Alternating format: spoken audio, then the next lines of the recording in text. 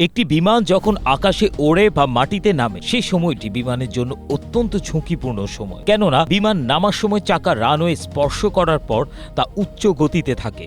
তখন চাকার নিচে কোনো বস্তু চলে আসলেই ঘটতে পারে বড় দুর্ঘটনা। বিমান উড়াল দেওয়ার আগেও পরিষ্কার থাকতে হয় রানওয়ে। রানওয়েতে পড়ে থাকা সামান্য কোনো ধাতব টুকরো বা পাথরও একটি বড় ধরনের বিমান দুর্ঘটনার কারণ হতে পারে। রানওয়ে পরিষ্কারের কাজটি খুবই টেকনিক্যাল ও দুরূহ। একটি এয়ারক্রাফট যখন রানওয়েতে অবতরণ করে তখন তার প্রতিটি টায়ার রানওয়েতে 1.5 পাউন্ড পর্যন্ত কালো রাবার ছেড়ে দেয়। স্ট্রবেরি সুপার ডটেড ও ক্লাসিক ভ্যারিয়েন্টে সেন্সেশন জাগুক শিহরণ। এসব রাবার ম্যানুয়ালি ঝাড়ু দিয়ে পরিষ্কার করা অসম্ভব। এর জন্য প্রয়োজন বিশেষায়িত সুইপার গাড়ি ও গরম পানি স্প্রে প্রযুক্তি। শাহজালাল বিমানবন্দরে রানওয়ে পরিষ্কারের জন্য 3টি সুইপার গাড়ির মধ্যে প্রায় 10 বছর ধরে 2টি নষ্ট।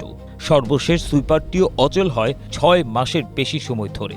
এর ফলে এয়ারক্রাফট মুভমেন্ট এলাকা পরিষ্কার রাখা সম্ভব হচ্ছে না। গেল 6 মাস ধরে রানওয়ে, ট্যাক্সিওয়ে ও অ্যাপ্রন এলাকা থেকে পাথর, ধাতব টুকরো বা অন্যান্য আবর্জনা অপসারণ করা যাচ্ছে না। বর্তমানে ম্যানুয়ালি ঝাড়ু দিয়ে রানওয়ে পরিষ্কারের কাজ চালানো হচ্ছে। এতে পুরো বিমানবন্দরের অপারেশনাল নিরাপত্তা মারাত্মক হুমকির মাঝে রয়েছে। নবনির্মিত 3rd টার্মিনালে রানওয়ে ও অ্যাপ্রন এলাকার পরিধি কয়েক গুণ বেড়েছে, আর পরিষ্কার পরিচ্ছন্নতার কাজের চাপও উল্লেখযোগ্যভাবে বৃদ্ধি পেয়েছে। কিন্তু এই বাড়তি দায়িত্ব সামাল দেওয়ার মতো প্রয়োজনীয় যন্ত্রপাতি না থাকায় পরিস্থিতি ক্রমেই জটিল হয়ে উঠছে।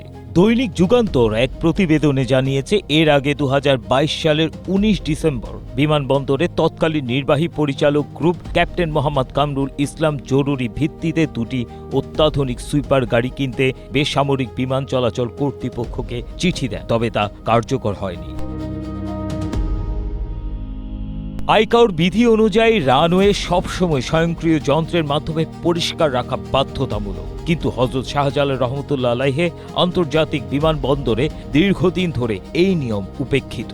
সুইপার গাড়ির অভাবে পরিচ্ছন্নতা কার্যক্রম সঠিকভাবে না হওয়ার কারণে যে কোনো সময় ঘটতে পারে বড় ধরনের দুর্ঘটনা, এমনটাই আশঙ্কা করছেন এভিয়েশন বিশেষজ্ঞরা। ABM Asaduzzaman, Asia post.